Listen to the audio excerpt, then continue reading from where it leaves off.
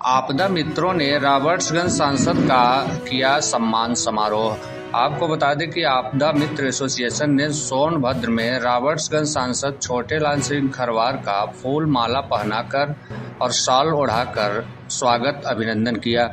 सांसद ने शीतकालीन सत्र के दौरान आपदा मित्रों की समस्याओं और उनकी मांगों को उठाया था और संबंधित मंत्री से यथाशीघ्र समस्याओं के निदान की मांग भी की थी, जिसको लेकर नेशनल आपदा मित्र एसोसिएशन एवं उत्तर प्रदेश आपदा मित्र एसोसिएशन की ओर से रॉबर्ट्सगंज के सांसद माननीय छोटेलाल सिंह खरवार को फूल माला पहनाकर व शाल ओढ़ाकर संगठन के पदाधिकारियों द्वारा सम्मानित किया गया।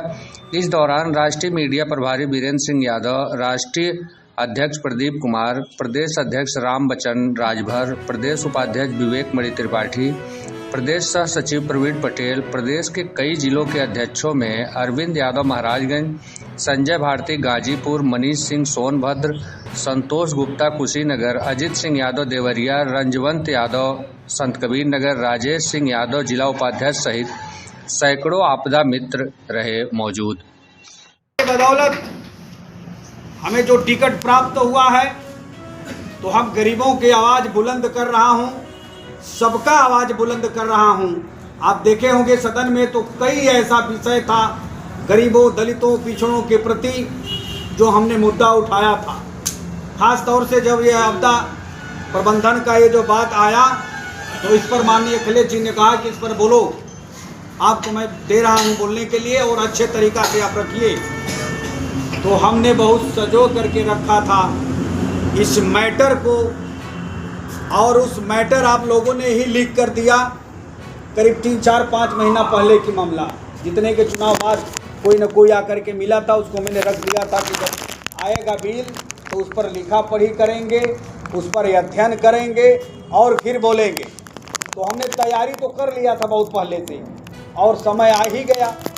तो आप लोग जो भाई सुना होगा बोलने के, तो उस पर हम बहुत किस्म का बात, देश का बात रखा, लेकिन जो आप लोगों का खास तौर से जो मांग था, उस मांग को हमने रखा था कि सरकार द्वारा घोषित 50,000 का बीमा लागू करते हुए बीमा की राशि 20 लाख रुपये किया जाए। ये जो भी सुना होगा वो सुना होगा, ये हमने सदन में रखा था। अभी यूट्यूब पर होगा, वो आप लोग उसको देख सकते हैं। और दूसरी बात, सभी आपदा मित्र और आपदा सखी को राज्य आपदा प्रबंधक प्राधिकरण का कर्मचारी घोषित किया जाए, ये भी हमने भी रखा था।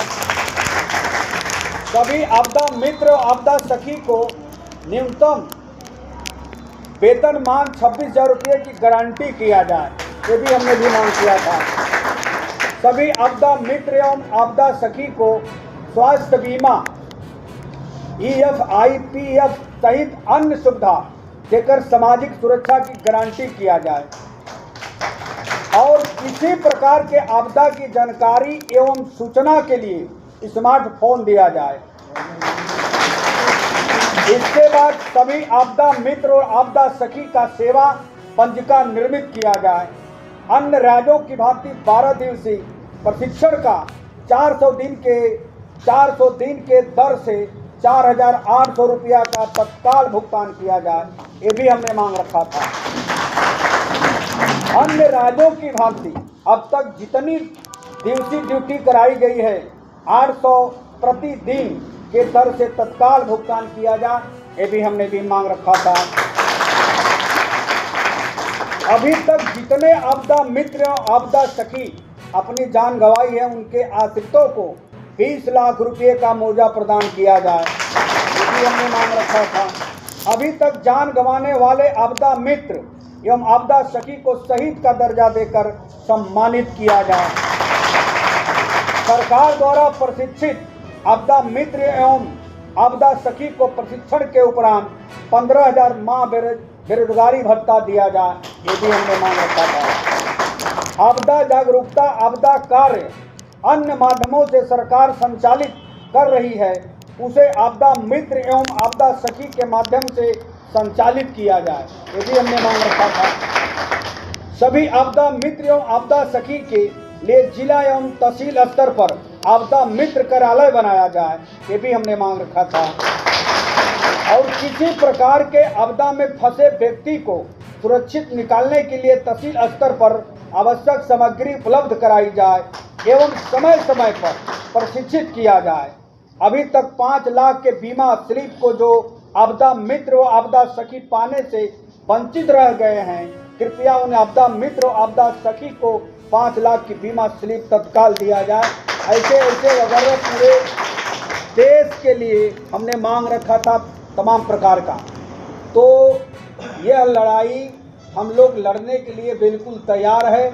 आप जानते हैं कि जिस ओर जवानी चलती है उस ओर जमाना चलता है। तो आप लोगों से मैं आह्वान करूँगा कि जो यह भारतीय जनता पार्टी की सरकार है, ये किस प्रकार से चल रही है, किसी को कहीं न्याय मिल रहा है? आप लोग तो काम करके न्याय नहीं पा रहे हैं। जो काम करते हैं वो न्याय नहीं मिल रहा है।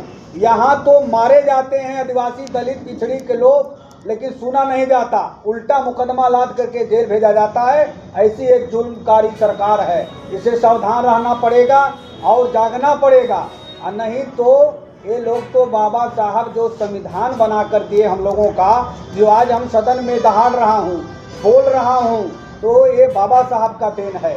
अगर वो संविधान नहीं बनाए होते, अगर वह वोट के अधिकार नहीं दिए होते, तो क्या हम लोग लड़ाई लड़ लेते? क्या हम लोग चुनाव जीत कर वहाँ चले जाते? नहीं जाते। लेकिन इनकी मानसिकता देखिए भाजपा वालों को, कि यह बाबा साहब के बारे में क्या बोल रहे थे, आरक्षण